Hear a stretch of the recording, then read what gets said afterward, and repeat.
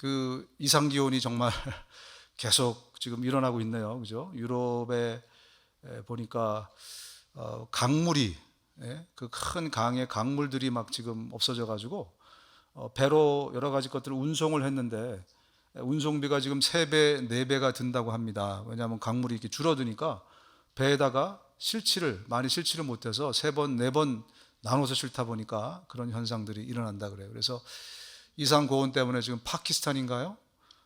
거기 또 들어보니까 뭐 3분의 1 정도가 지금 거기는 막 엄청난 그런 수해를 겪고 있습니다. 이게 지구가 지금 뭐 여기는 막 뜨거워서 죽겠고 저기는 뭐 홍수가 나서 죽겠고 정말 이제 주님이 곧 오실 날이 된 거 아닌가. 할렐루야, 마라나타. 할렐루야, 주 예수여 어서 오시옵소서. 정말 예수님이 기다려 주십니까? 두려우십니까? 아무도 두려운 분이 없어서 감사합니다. 정말 예수님이 오시는 것이 기다려지는 삶을 우리가 살면 그러면 두려움이 없습니다. 제가 예전에 우리 휴거 영화 많이들 보셨을 거예요. 휴거 영화를 2번인가 3번 봤는데 제 기억에 2번 보자마자 꿈을 꿨어요. 자면서 2번 다 못 올라갔어요. 그래가지고 그 영화의 내용이 이제 예수님이 공중 재림을 할 때 믿는 사람들은 다 같이 예수님과 함께 하늘로 올라가거든요. 그러니까 갑자기 막 사람들이 사라지는 거죠. 그래서 여러 가지 막 해프닝들이 막 일어납니다. 운전하는 사람이, 택시 기사가 휴가가 되면 어떻게 돼요?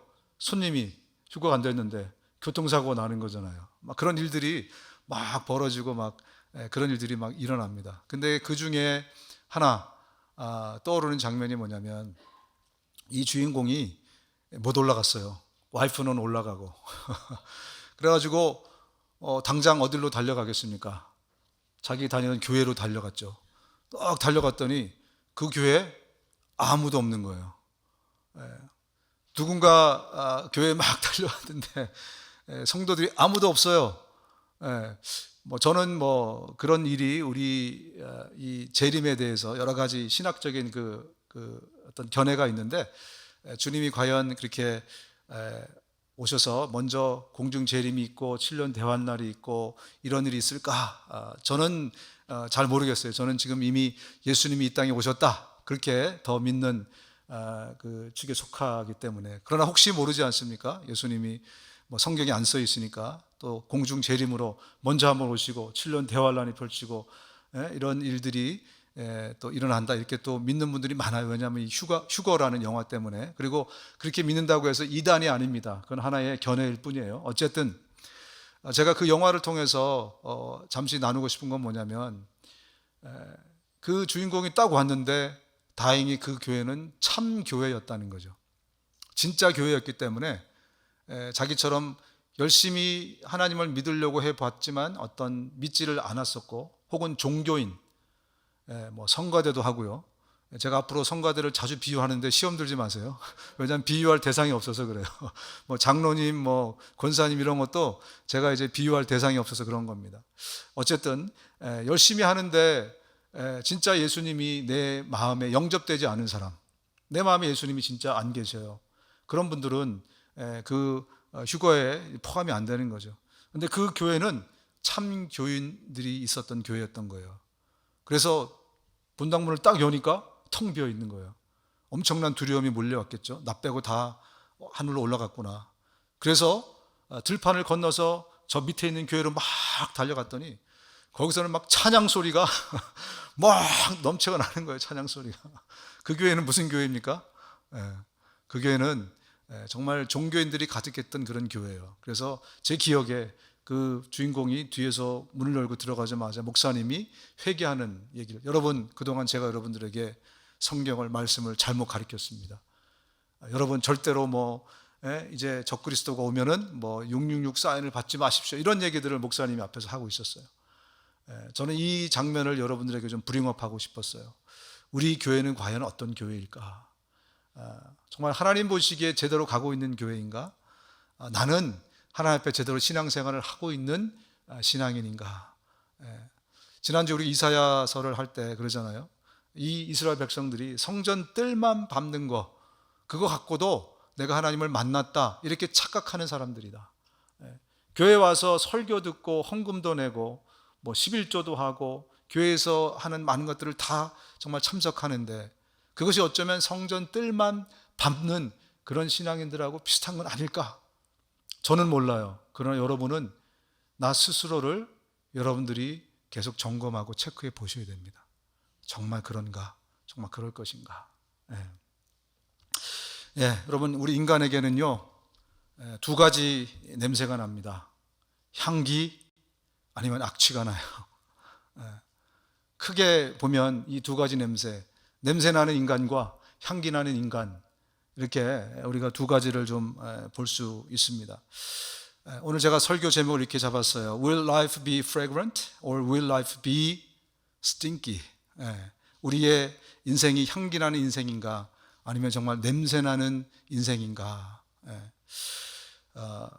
제가 아침부터 화장실 얘기를 해서 죄송하지만 보통 남자 화장실에서 제가 여러 번 봤는데 이런 정말 천하의 거짓말이 남자 화장실에 있습니다. 여자 화장실은 모르겠어요.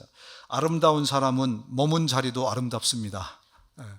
여자 화장실에도 있는지 모르겠어요. Beautiful people leave beautiful things. 화장실에 과연 그게 가능할까? 제가 그걸 읽을 때마다 좀 헛웃음이 나면서 뒤처리 좀 잘해 뭐 이런 표현을 좀 멋있게 했다. 아름다운 사람은 머문 자리도 아름답습니다. 인간이 머문 자리는 결코 아름다울 수 없습니다. 왜냐하면 인간은 스스로 아름다움을 만들어낼 능력이 없기 때문에 그래요. 그래서 뭔가를 뿌려야 돼요. 뭔가를 스프레이 온 하든지 뭔가를 어플라이 하든지 바르든지 향수를 바르든지 그렇게 해야 우리는 향기 나는 그런 인간이 될 수가 있습니다. 그럼에도 불구하고 많은 사람들이 거짓말을 합니다. 그 머문 자리가 아름다울 수 있다는 거예요. 제가 좋은 시 하나를 여러분에게 읽어드리겠습니다. 화장실하고 이렇게 상상하면서 이 시를 들으시면 안 됩니다. 당신이 머문 자리는 언제나 향기롭습니다. 그 향기는 잠든 가슴을 뛰게 합니다. 언제나 그랬듯이 당신이 머문 자리엔 향기로운 꽃이 피어 있습니다. 당신이 머문 자리에선 언제나 사랑을 속삭입니다. 당신은 향기로운 꽃이 되고 난 당신을 바라볼 수 있는 빛나는 눈이 되어 달콤한 사랑을 속삭입니다. 당신이 머문 자리에 오늘도 살며시 다가갑니다. 당신의 향기가 그리워서. 이 시인도 보면 우리 인간이 남긴 자리, 그 자리는 또 우리 인간은 아름다움을 뿜어낼 수 있다. 이런 식의 그 띠을 가지고 이 시를 지었습니다. 참으로 아름다운 시입니다. 왜 이런 시를 짓는가? 왜 여전히 우리 인간이 남긴 자리는 오물이잖아요. 쓰레기잖아요. 그죠? 어디 유원지 같은 데 가보세요. 인간이 밟고 나간 자리는 늘 그런 것들이 남게 마련입니다. 그러나 여전히 많은 사람들은 그 자리도 아름다울 수 있다라고 그렇게 또 주장을 합니다. 왜냐하면 제가 생각해 봤을 때 이 생물학적인 후각, biological sense of smell이죠. 이런 생물학적인 어떤 후각, 이것보다 훨씬 더 우리 삶에 큰 영향을 미치는 것이 spiritual sense of smell. 이 어떤 영적인 혹은 어떤 마음의 심령의 그런 후각, 이것이 훨씬 더 저와 여러분의 삶에 큰 영향을 미치기 때문이 아닌가 생각이 됩니다. 저희 어머니가 저하고 나이 차이가 굉장히 많으세요. 그래서 제가 이제 자랄 때 친구들이, 저를 잘 모르는 친구들이 저희 어머니에게 너희 할머니가 저기서 너를 부른다 이런 표현을 많이 할 정도로 저희 어머니하고 저하고 이제 나이 차이가 좀 꽤 있었어요. 그래서 제가 이제 조금 더 성장했을 때 뭐 어머니가 그립고 전 이제 어머니하고 좀 떨어져 살았었거든요. 청소년 시기나 이게 다 떨어져 살았기 때문에 어머니를 만났을 때 제가 어머니를 이렇게 안고 이렇게 부비고 이러면은 저희 어머니가 가끔씩 무슨 얘기 했냐면, 야, 나한테 노인네 냄새가 안 나니 저리 가라, 그런 얘기를 가끔 하셨어요. 그래서 기억에 남아요. 왜냐하면 저는 한 번도 우리 어머니에게 노인네 냄새를 맡아본 적이 없어요. 우리 어머니는 노인네였지만 저에게는 노인네 냄새가 안 나고 늘 엄마의 향기, 엄마의 냄새가 났었습니다. 그런 걸 보면 우리 바이올로지컬 이 어떤 이 생물학적인 육체적인 냄새보다 우리의 정서의 마음의 혹은 영혼의 sense of smell, 후각이 훨씬 더 우리에게 삶에 큰 영향을 미치는 것이 아닌가 생각이 됩니다. 말씀을 보니까요, 예수님이 말씀하시기를 저와 여러분이 예수님의 향기래요. 이 냄새나는 인간인 저와 여러분들에게 우리가 그리스도 안에, 예수 안에 들어오면 우리가 예수님을 뿜어내는 예수님의 향기다, 이 말씀을 우리에게 하고 있습니다. 우리는 구원을 얻는 사람들 가운데서나 멸망을 당하는 사람들 가운데서나 하나님께 바치는 그리스도의 향기입니다. 정말 감사한 것은 이 구질구질한 이 인생이 이제는 이 세상에서 가장 아름다운 냄새, 가장 아름다운 향기, 예수 그리스도를 뿜어내는 그 향기가 바로 저와 여러분이라고 예수님이, 하나님이 우리에게 말씀을 해 주십니다. 여러분은 예수님의 향기입니다. 아멘. 이제 냄새나는 인간이 아니고 예수 그리스도를 뿜어내는 예수님의 향기입니다. 저와 여러분들이 어떻게 하면 이 예수 그리스도의 향기를 잘 뿜어내는 삶을 살 수 있을까? 여러분 향나무 아시죠? 향나무. 향나무가 언제 그 향을 잘 이렇게 뿜어내는지 아십니까? 아이러니하게도 도끼 같은데 상처가 나거나 찍힐 때 그 향기가 난다 그래요. 아니면 가지를 꺾을 때, 그때 향나무에서 향기가 난다고 합니다. 우리 그리스도인의 삶에서는 과연 어떨 때 이 향을 내는, 그리스도를 낼 수 있는 그런 향기가 나는 삶이 될 수 있을까? How to live a fragrant life. 어떻게 하면 우리가 향기 나는 그런 삶을 살 수 있을 것인가? 오늘 본문을 통해서 한번 우리가 살펴보기 원합니다. 첫 번째로 우리 그리스도인들이요, 예수님이 리드하고 가이드하고 예수님이 이끄시는 삶을 살 때, 그때만 우리 삶에서 향기가 납니다. 내 주도적인 삶이 아니고 예수님이 이끄실 때, if you live the life that Jesus leads, and you will have a fragrant life. 예수님이 우리를 이끄시고 그 길로 우리가 갈 때에만 우리의 삶이 향기나는 삶이 될 수 있습니다. 일단 우리가 본문으로 좀 들어가 보겠습니다. 바울의 생질이 그들이 매복하여 있다 함을 듣고 와서 영내에 들어가 바울에게 알린지라, 바울이 한 백부장을 청하여 이르되 이 청년을 천부장에게로 인도하라. 그에게 무슨 할 말이 있다 하니 천부장에게로 데리고 가서 이르되 죄수 바울이 나를 불러서 이 청년이 당신께 할 말이 있다 하여 데리고 가기를 청하더이다 하매. 자, 여러분 지난주에 이어서 이 바울을 지금 죽기 전에는 물도 안 마시고 나는 밥도 안 먹겠다, 이런 사람이 몇 명이라고요? 40여 명, 일단 우리가 40명이라고 합시다. 이 40명이 그런 결단을 했어요. 그래서 마치 스토커처럼 지금 이 사람들이 바울을 죽이려고 합니다. 그런데 happen to be 그들이 이 플랫을, 모이를 꾸미는 그 자리에 누가 있었냐면 바울의 생질, 바울의 조카가 그 자리에 있었어요. Paul's nephew. At that time, that day, that place. 그때, 그날, 그 시간, 그 자리에 누가 있었다고요?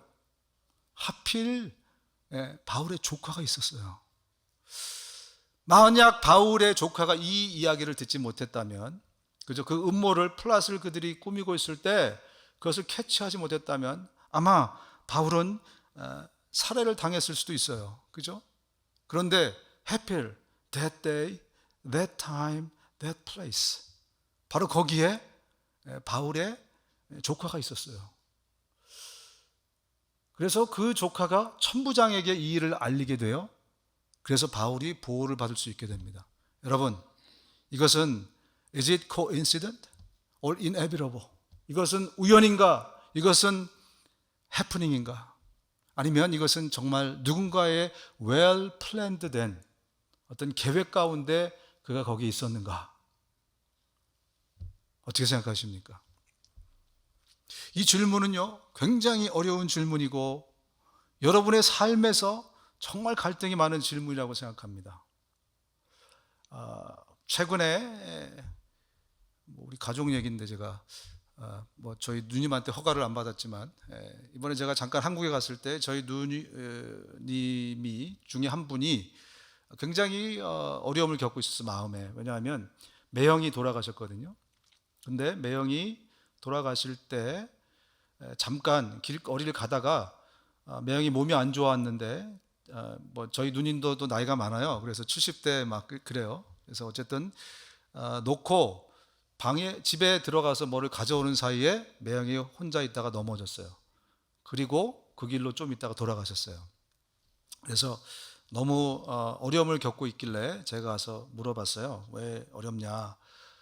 그랬더니 다른 게 아니고 내가 그 자리에 있었더라면 매형이 살 수 있었을 텐데 그 길티 때문에 저는 뭐 매형을 너무 사랑하고 너무 뭐 그래서 내가 이럴 줄 알았더니 그 괴로운 이유가 그게 아니라 바로 그 자리에 that day, that time, that place I wasn't there.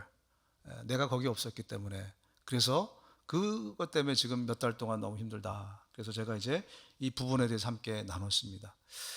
반대로 내가 그 자리에 있었기 때문에 I was there, that day, that time, that place. 내가 거기 있었기 때문에 우리 삶에 굉장히 어떤 좋은 일이 일어날 수 있지 않습니까? 일어난 경험이 있지 않습니까?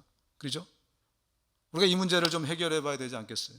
우리의 삶에서 중요한 일들이 일어났을 때 something significant things happen in your life. 여러분의 삶에서 이 정말 중요한 일이 일어났을 때 이것이 정말 coincidence or 이것이 inevitable한 정말 이것이 어떤 누군가에 의해서 필연적으로 일어난 일인가 궁금하지 않습니까? 아마 오늘 이 사건을 통해서 오늘 이 바울의 이 사건 조카가 이 플롯을 음모를 알아차리고 거기에서 듣게 된 이것을 우리처럼 가장 큰 고민을 할 당사자는 바로 바울이 아닌가 생각이 돼요. 그죠? 바울이야말로 정말 이 일이 우연인가 아니면 필연인가 하나님이 계획하신 일인가 제일 궁금할 거예요. 여러분 바울은 이미 우리가 사도행전 속에서 벌써 두 번이나 똑같은 일을 경험했어요. 여러분 기억이 안 나실지 모르겠지만 우리 그 Acts chapter 9에 사도행전 9장에 처음 바울이 컨버전을 합니다. 그죠? 처음 이제 회심을 하고 그 다음에 다메섹에 가서 거기서 복음을 전해요.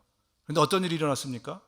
거기 있는 유대인들이 몇 주 지난 다음에 바울을 죽이려는 음모를 해요. 근데 그걸 누가 발견하죠? Happened to be that day, that time, that place에 바울의 제자가 있었어요. 그래서 그 제자가 이 음모를 바울에게 알려줍니다. 그래서 그 제자들이 야밤에 광주리에다 바울을 달아갖고 내려요. 그래서 예루살렘으로 도망오는 사건이 사도행전 9장에 있어요. 여기서뿐만이 아니에요. 또 한 번 또 일어납니다. 사도행전 20장에 보면 바울이 3차 여행을 마치고 이제 예루살렘으로 돌아오려고 지중해를 건너서 고린도에서 지중해를 건너서 오려고 하는데 또 여기에 음모가 있었어요. 뭐냐면 바울을 배에 태워라. 일단 배에서 그리고 바울을 해결하자. 이 음모가 또 제자들에 의해서 발각이 됩니다. 그래서 바울이 어떻게 하죠? 배를 타지 않습니다. 사도행전 20장에 여러분 기억나실 거예요. 그래서 어떻게 하죠? 저 위쪽 마게도니아 빌립보를 거쳐서 거기서 배를 타고 건너오는 이 일을 하게 됩니다. 적어도 바울에게 있어서 이것은 coincidence, 이것은 해프닝이 아닙니다. 바울은 알았습니다. 자기의 인생에 하나님의 철저한 계획과 예수님의 인도하심이 늘 따라다닌다는 것을. 바울의 인생이 정말 향기나는 인생이요, 늘 그의 삶을 통해서 우리가 예수님의 향기를 맡을 수 있었던 것은 예수님의 leads and guides, 예수님의 이끄시고 따라간, 예수님이 이끄시는 그 길을 그가 늘 따라갔기 때문에 그의 삶에서 그리스도의 향기를 나타내는 삶이 될 수 있었던 것입니다. 여러분, 하나님이요 이스라엘 백성들을 자기의 백성으로 삼겠다고 선포하십니다.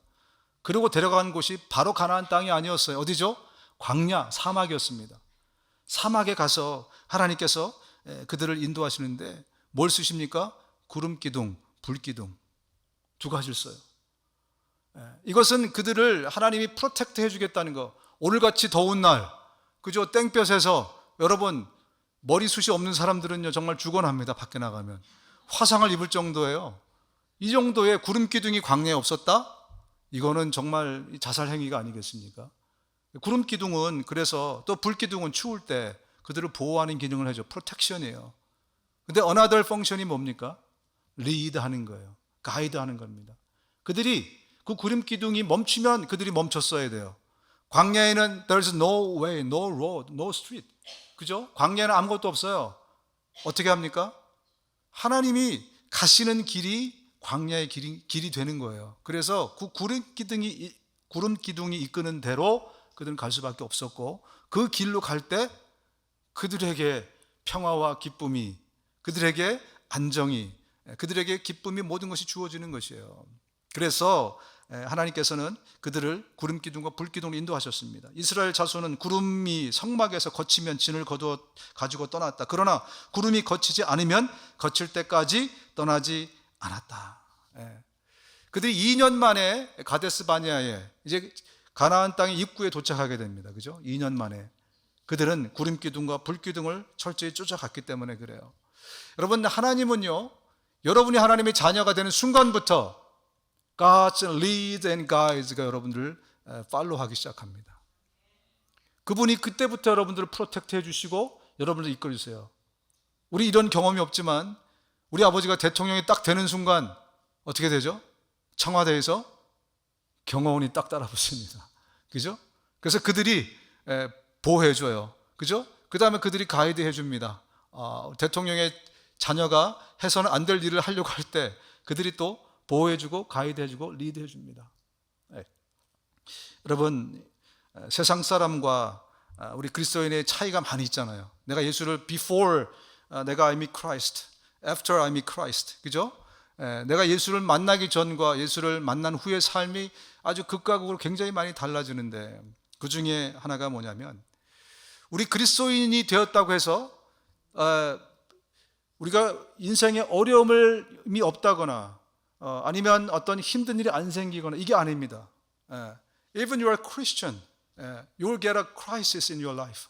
우리의 삶에서도 늘 우리는 어떤 위기, 어떤 어려움들을 겪게 되어 있어요. 난 크리스천에 똑같아요. 다만 there's God's help, 하나님의 도우심이, 하나님의 인도하심이 있다는 거예요. When you are in crisis in your life, 우리의 삶에서 어려움과 힘든 일들을 겪고 있을 때 그때 하나님의 손이, 하나님의 오른손이 여러분을 만지신다는, 그 손을 내미신다는 큰 차이가 있는 것입니다. 다윗이 자기의 목동 생활을 이제 think back 하게 됐어요. 생각해 보게 됐어요. 어디서? 엔게디 광야에서. 벌판이잖아요. 자기 인생에서 가장 어려운 크라이시스를 지금 그가 벌판에서 겪고 있을 때, 여호와는 나의 목자시니 내게 부족함이 없으리로다. 그가 나를 푸른 풀밭에 누이시며 쉴 만한 물가로 인도하시는도다. 내 영혼을 소생시키시고 자기 이름을 위하여 의의 길로 인도하시는도다. 원어로 보면요, 조호바 로이, 조호바 로이, God protects me, God leads me, God leads me, 이렇게 계속 나오고 있어요. 하나님이 나를 인도하신다. 뭐 어디로 인도합니까? 푸른 초장으로 리드합니다. 쉴 만한 물가로 나를 리드합니다. 그 광야에서 그가 그렇게 믿음의 고백을 던질 수 있었던 이유, 그것은 하나님이 그의 shepherd, 그의 목자 되심을 너무나 분명히 알고 있었기 때문에 그래요. 특별히 우리가 삶의 어려운 이 환경에 있을 때 하나님은 반드시 가만히 계시지 않고 여러분을 도우십니다. 또 한 가지 우리가 기억해야 될 것은요, 이 하나님이 개입하시면 우리의 위기는 반드시 기회가 됩니다. Crisis turn into opportunities. 우리의 위기들, 어려움들은요 반드시 기회로 전환이 돼. 왜? 하나님이 거기 함께 하시기 때문에. 그래서 단지 문제만 해결이 된다? 이게 아니에요. 그 문제가 하나님의 손에서 해결이 되면 그것이 나에게 굉장한 플러스로 다시 변한다는 거예요. 이제 처음 예수님을 여러분 만나시는 분들을 기억하십시오.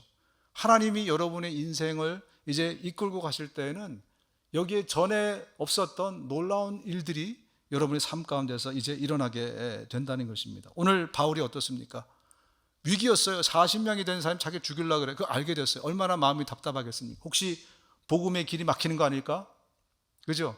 이러다가 내가 죽는 건 아닐까?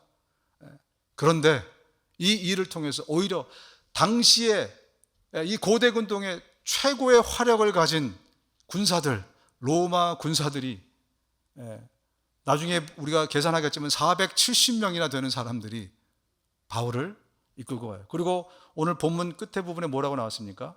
바울이 탈 말도 준비하라. 이 말이 제가 눈에 딱 띄었어요. 이젠 걸어가지도 않습니다. 쉽게 말하면 가마 타고 가요. 오히려 위기가 crisis turn into opportunity. 골든 어떤 opportunity로 그렇게 변하는 것을 볼 수 있어요. 왜요?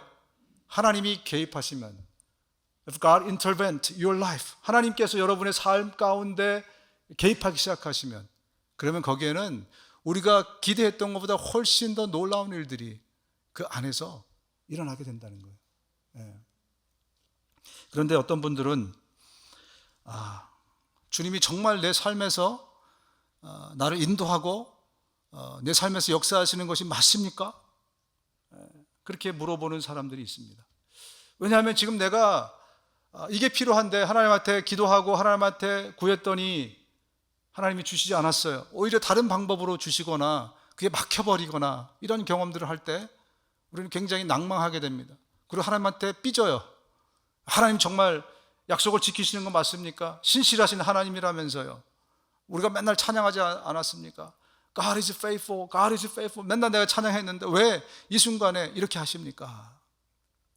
과연 하나님은 우리가 정말 신실하신 하나님이라고 늘 찬양하는데 그 하나님이 맞는가? 이스라엘 백성들이 굉장히 절망과 낭망에 빠져 있었을 때가 에스더 서가 쓰여질 때쯤이었습니다. 그들이 이제 성전도 무너져 버렸어요. There was no hope.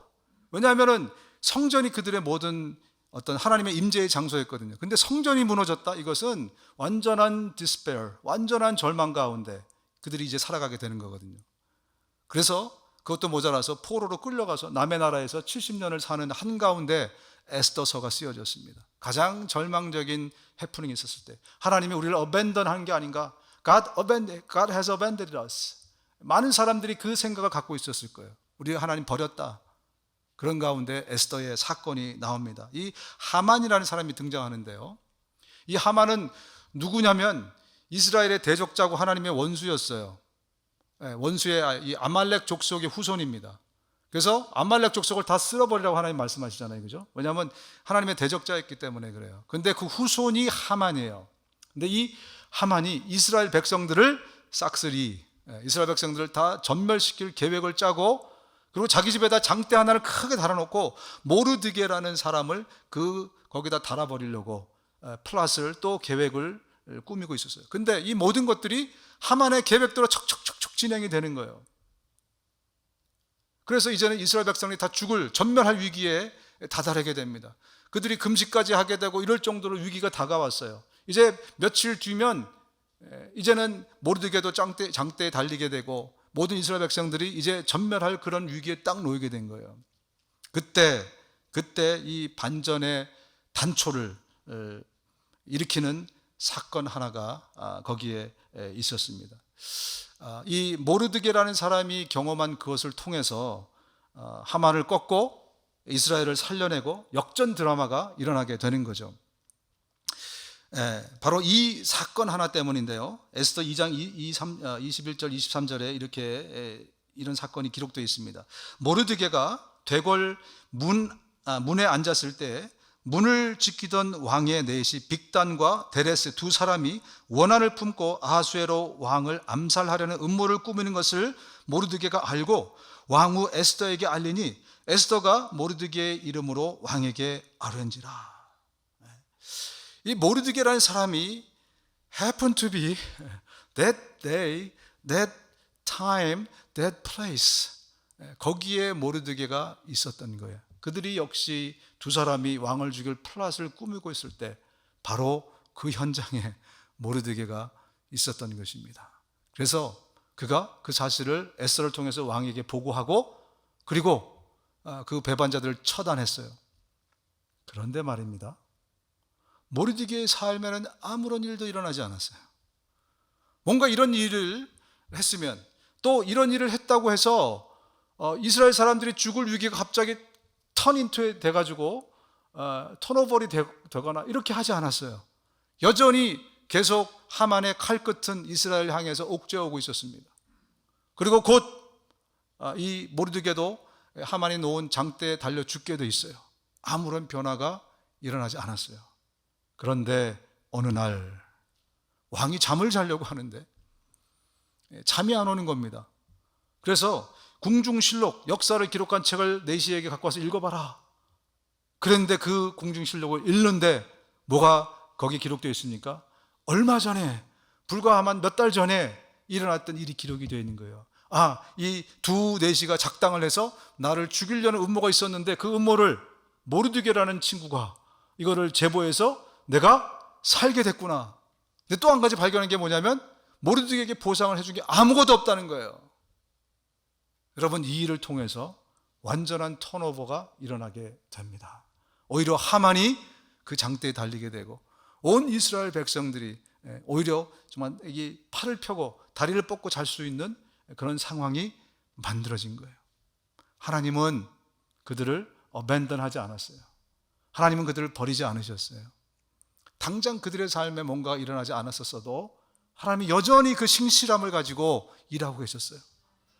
여러분, 요셉이라는 사람이 감옥에 갇혔잖아요. 그죠? 억울한 일을 당한 거잖아요. 그래서 술 따르는 관원, 그에게 그의 꿈을 해석해 주면서 당신의 복직이 되거들랑 나를 기억해 달라. 그리고 몇 년의 시간이 지났습니까? 2년 동안 아무런 일이 일어나지 않았어요. 하나님은 나를 버리신 것이 아닌가? 하나님은 신실하신 하나님이라더니 도대체 어떻게 된 건가? 만약에 요셉이 그 2년의 시간을 그렇게 기다렸더라면 얼마나 어리석은 시간이었고 힘든 시간이었겠습니까? 그러나 그는 끝까지 하나님의 신실함을 믿고 갔어요. 왜냐하면 God will lead my life. 하나님이 그 선한 길로 나를 이끌어 가고 계시기 때문에 환경보다 더 훨씬 더 센 것은 하나님의 인도하심이에요. 그분의 인도하심이 여러분의 삶 가운데 있으면 우린 그리스도의 향기를 내는 삶을 살아가면서 살아갈 수가 있습니다. 그분을 트러스트 하시기 바랍니다. 오늘 당장 우리 삶의 문제가 해결되지 않았을 때 우리는 이 두 사람의 사건들을 기억할 필요가 있습니다.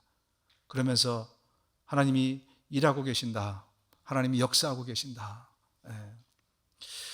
두 번째, 언제 우리의 삶에 정말 그리스도의 향기가 펄펄 나게 되는가? When you are used as a worker of Jesus, your life becomes fragrant.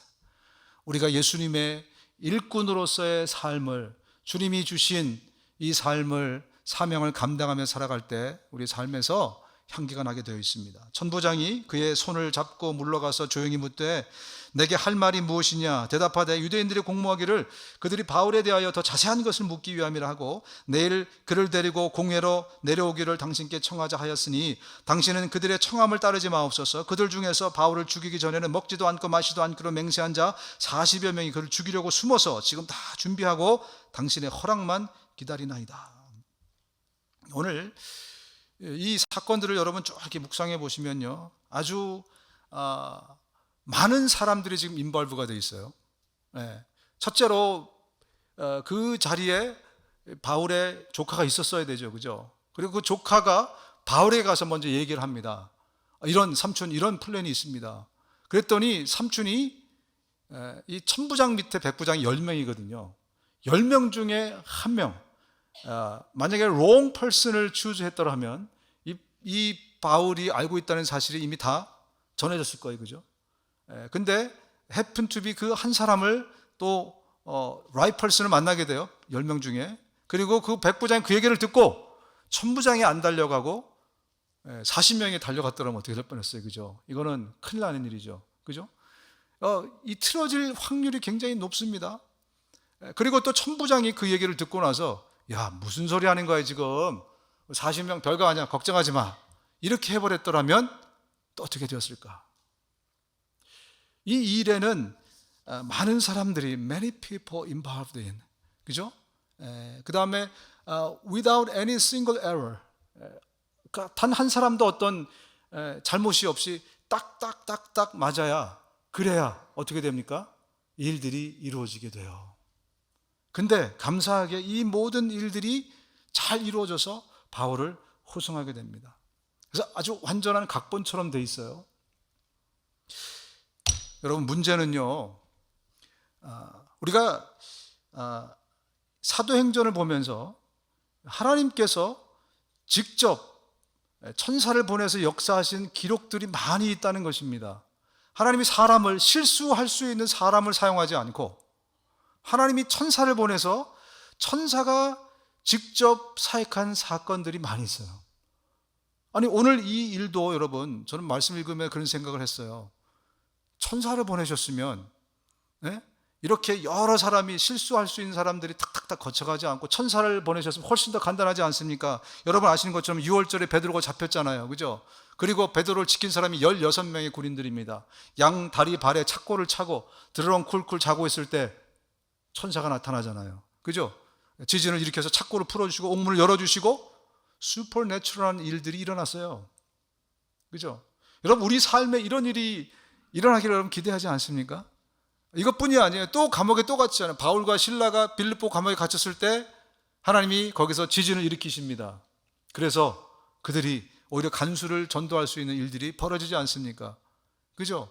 우리는 하나님께서 우리 삶에 인발브 하시면 어떤 슈퍼내추럴한 일이 일어날 것이라는 기대가 있습니까? 없습니까? 저는 정말 그랬으면 좋겠어요. When God works, 하나님이 일하실 때는 we expect supernatural things happen in my life. 그죠? 그래서 막 천사가 직접 와가지고 뭔가 물건을 옮겨주신다든지 문제를 해결해 주신다든지. 그렇습니다, 여러분. 하나님이 인바브 하실 때 천사를 동원해서 우리의 삶을 분명히 이끌어 가시고 역사하십니다. 시편 91편에 이렇게 되어 있습니다. 같이 한번 읽어보겠습니다. 시편 91편 시작. 그가 천사들에게 명하셔서 네가 가는 길마다 너를 지키게 하실 것이니 너의 발이 돌뿌리에 부딪히지 않게 천사들이 그들의 손으로 너를 붙들어 줄 것이다. 천사들이 분명히 역사하신다고 말씀하세요. 그런데 왜 오늘 그동안 슈퍼내추럴한 일로 역사하시는 하나님이 오늘은 왜 이렇게 복잡하게 여러 사람을, 그것도 실수투성인 사람을 사용하셨을까? 왜 하나님은 나의 삶에서 어떤 일이 일어났을 때 사도행전에 나오는 사건들처럼 천사를 보내서 해결해 주지 않고 다른 방법을, 인간도 할 수 있는 방법을 쓰실까? 또 궁금하지 않습니까, 여러분? 여러분, 우리의 삶에서 하나님께서 그렇게 역사하시기도 합니다. 천사를 통해서 또 주님이 직접 뭔가를 하시기도 하십니다. 그러나 대부분의 경우 여러분 성경을 쭉 읽어보시면 창세기부터 계시록까지를 쭉 여러 번 묵상해 보시면 하나님께서 일하실 때는 하나님이 이미 만들어 놓으신 자연의 질서 안에서 사역하시는구나를 발견할 수 있습니다. 하나님이 이미 만들어 놓으신 그 질서가 하나님이 일하시는 바탕입니다. 그리고 하나님이 쓰시는 하나님의 일꾼은 not angels, but human being. 우리 인간들입니다. 저와 여러분들이 하나님의 도구예요.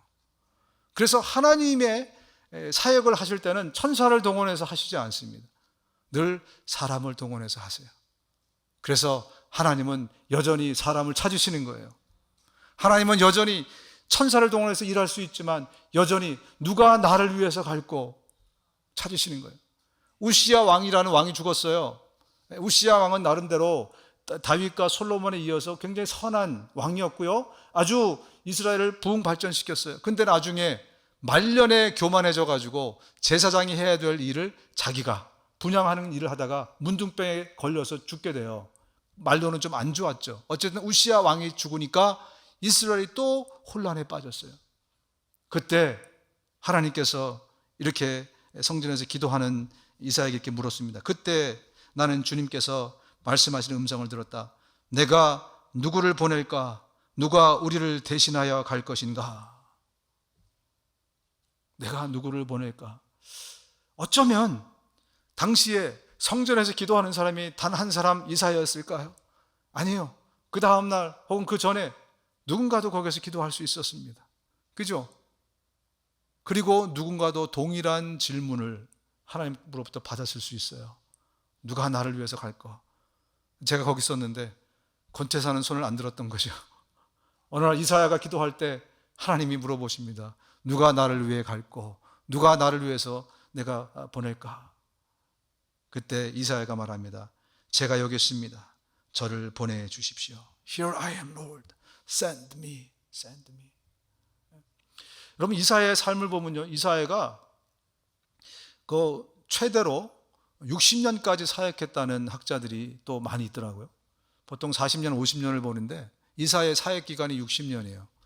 최장수 하나님의 일을 감당했던 사람이에요. 예레미야나 다른 사람들에 비해서. 비결이 무엇일까? 하나님께서 이에게 어떻게 그렇게 오랫동안 사역을, 중요한 사역을 계속해서 맡길 수 있었는가? 여러분, 다른 사람들을 한번 보면요, 모세, 특히 요나, 여러 사람들, 하나님 쓰임받은 사람을 보세요. 누구도 손든 사람 없습니다. 하나님이 내가 누구를 보낼까 그러면 저요? 저 말 못하거든요. 저는 좀 랭귀지 프로블럼이 있어요. 발음도 안 좋아요. 라든지, 그죠? 저는 아직 때가 안 이뤘습니다. 대부분의 사람들이 나중에 하나님의 전폭적인 어떤 푸시, 이걸 통해서 그들이 그 일을 감당하게 되는데, 이사야서는 어떻게 했습니까? 손을 절레절레 흔든 게 아니고 손을 들었어요. 손사래를 친 게 아니고 손을 들었습니다. 지금도 세상에 많은 사람들이 하나님께서 말씀하시는 나를 위해서 내가 누구를 보낼까? 그 질문 앞에 서면 다들 손사래를 칩니다. 여러분, 손을 드시기 바랍니다. 여러분이 손을 드실 때 우리의 삶이 향기나는 삶이 될 수 있어요. 하나님께서 나를 통해서 정말 그리스도의 향기를 뿜어내는 그런 삶이 될 수 있습니다. 지금도 하나님께서는 그 사람을 찾고 계신다는 거죠. Raise your hand when God calls. Lord, I'm here. Here I am.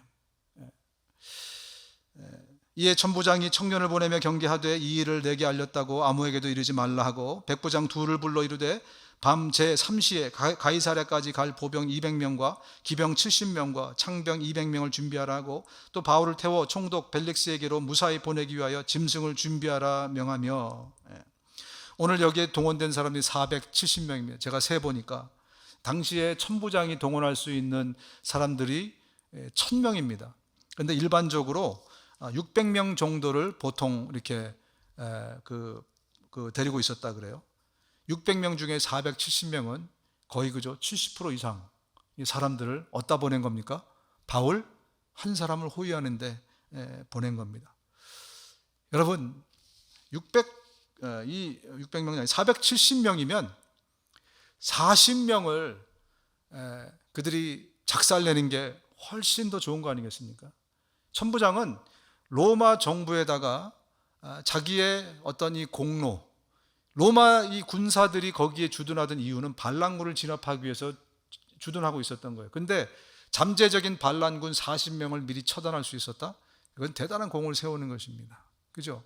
그리고 앞으로 보면 바울이 오늘 끌려가서 2년 동안 가이사랴 감옥에 갇혀 있어요.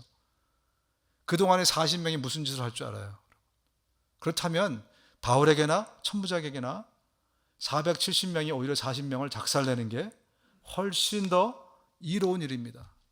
그런데 바울은 그렇게 애석하지 않았어요. 저는 궁금했습니다. 왜 그렇게 기도하거나 그렇게 바라지 않았을까? 바울은 그 40명에서 자신의 사울 시절의 모습을 보게 된 겁니다. 저들이 방향만 바꾸면, 저들이 열심 가운데 예수 그리스도로 방향만 살짝 바꿔주면, 그러면 저들이 나처럼 될 수 있었을 텐데 아마 그것 때문이 아닐까. 여러분, 저와 여러분 모두는 재활용품들입니다. 우리 망가졌고 우린 쓸모없었고 우린 다 무너져 내려있던 인생이에요. 예수님이 창조주이신 그분이 우리를 다시 리쉐이프 하셔서 오늘 저와 여러분이 여기 있게 된 겁니다. 오늘도 지금 밖에는요 수많은 망가진 재활용품들이 있어요. 주님이 묻습니다. 누가 나를 위해 가서 저들에게 이 기쁜 소식을 전할까? 너도 변화될 수 있어. 너도 새 생명을, 새 사람이 될 수 있어. 너도 영원한 저 천국에 갈 수 있어. 누가 나를 대신해서 손을 들 사람이 있을까? 여러분, 주님이 물으실 때 손살에 치지 마시고 여러분의 손을 드실 수 있기를 주님의 이름으로 축원드립니다. 향기나는 삶이 되실 수 있기를 주님의 이름으로 축원드립니다. 눈을 감으시겠습니다. 여러분, ABC만 하시면 우리는 예수님 우리 마음에 모실 수 있습니다. A는 어드밋하는 겁니다. 내가 죄인으로 태어나서 죄 짓고 살아가는 죄인이라는 것을 어드밋하는 겁니다. B는 빌리브하는 겁니다. 나는 예수 그리스도가 내 죄를 위해서 십자가에 달린 것을 믿습니다. C는 컨페스하고 커밋하는 겁니다. 내 삶을 커밋하는 겁니다. 주님, 내 죄를 용서해 주십시오. 내가 죄인입니다. 내가 주를 위해 살아가겠습니다.